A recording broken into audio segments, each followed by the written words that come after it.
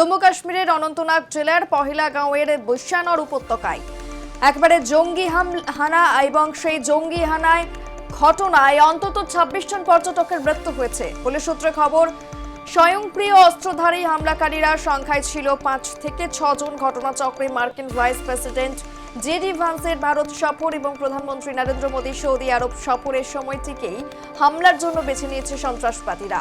পাক জঙ্গি গোষ্ঠী লস্কর-ই-তৈবার ছায়া সংগঠন দ্য রেজিস্ট্যান্স ফ্রন্ট মঙ্গলবার রাতে ঘটনার দায় স্বীকার করেছে। অন্যদিকে টালিগঞ্জ বিধানসভার ১০০ নম্বর ওয়ার্ডের বাসিন্দা বিতান পেশায় ইঞ্জিনিয়ার ওই যুবক থাকেন ফ্লোরিডায়।